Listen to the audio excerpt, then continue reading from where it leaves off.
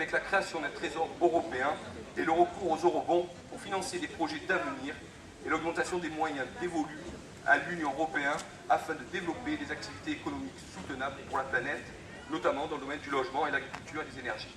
Voilà, je vous remercie. Alors, je ne sais pas, malheureusement je suis arrivé au retard, je ne sais pas trop ce qui a été dit auparavant, mais je peux vous dire qu'aussi on a quand même des différences, même si on est contre ce traité, il y a quand même aussi une volonté, alors je ne sais pas si vous l'avez dit, mais nous on a vraiment une volonté de créer cet État fédéral, de rendre le fédéral de cette Europe, afin d'avoir vraiment la solidarité entre tous ces États. Et d'abord, voilà, je sais bien, c'est pour ça que je préfère le dire maintenant, sur les points avec lesquels on est différents, parce qu'on va pouvoir penser qu'on est pareil, mais on n'est pas tout à fait dans la même logique. Voilà, j'ai bien. Attendez, moi je dis ce que j'ai à dire, hein, voilà. Attendez, voilà, donc moi je pense que c'est vraiment une des solutions. De même qu'on est obligé de mettre en place le fonctionnement d'un budget propre à l'Europe. Si on n'a pas de budget propre à l'Europe, elle ne pourra pas, et plus qu'elle, décider d'aider certains pays par rapport à d'autres. Voilà, je vous remercie.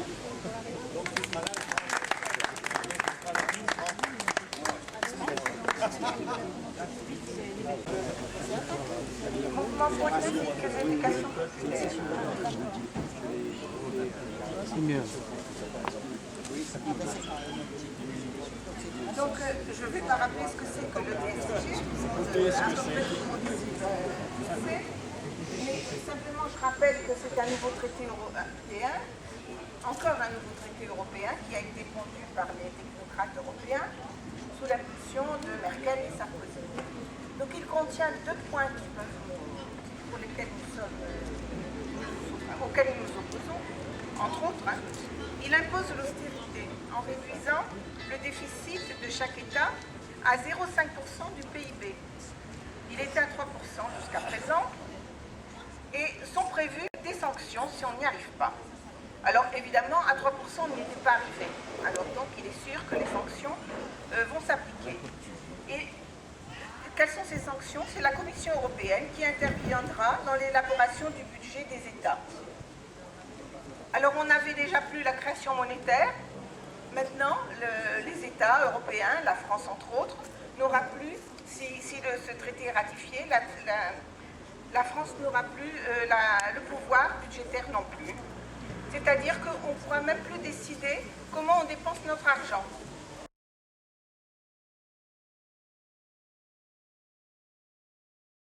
Sur l'avenir, seule la lutte comptera.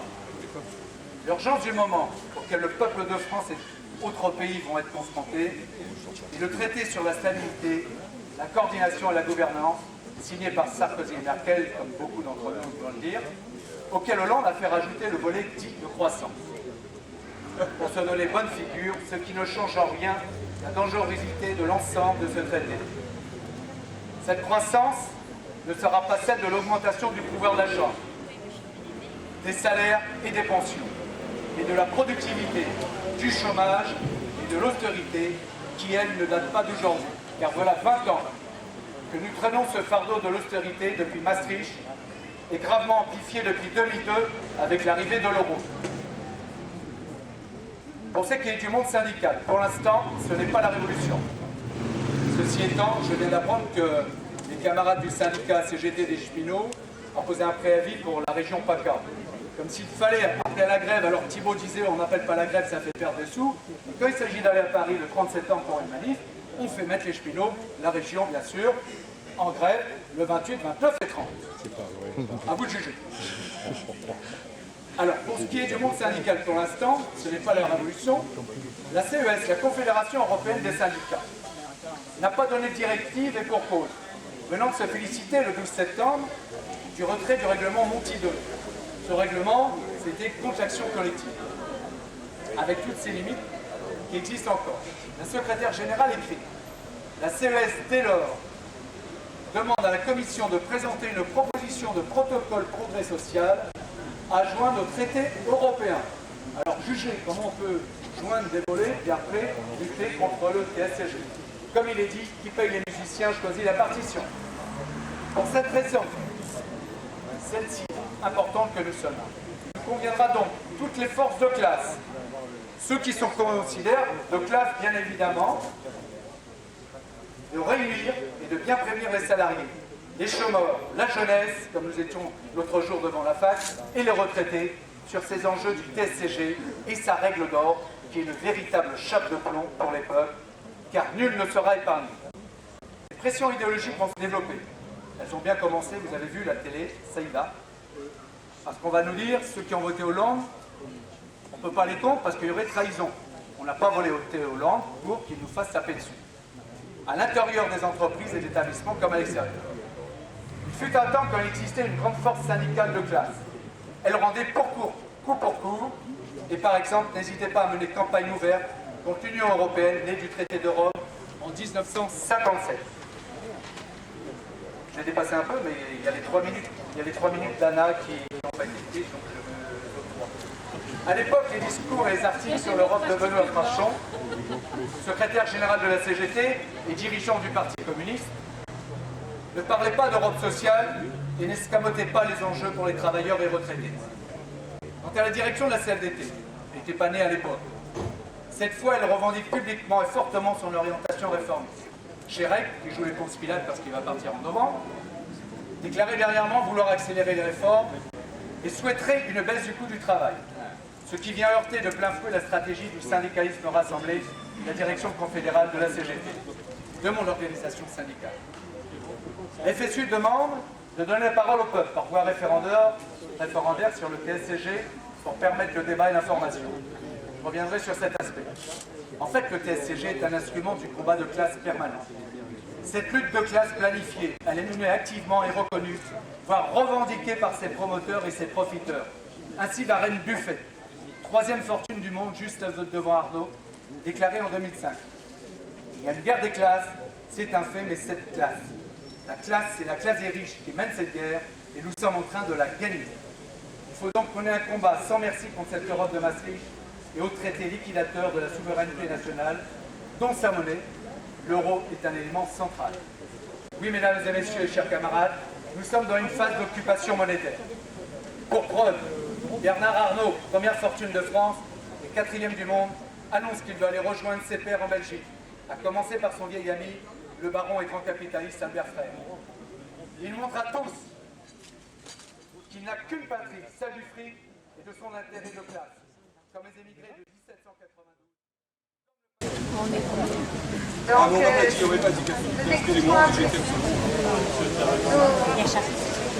nous écoutons à présent Luc Lagiot, école de Renaissance communiste.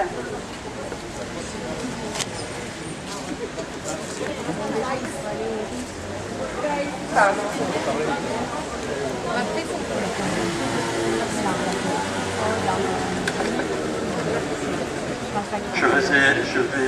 Je pense pouvoir être plus bref parce que j'ai tout écrit.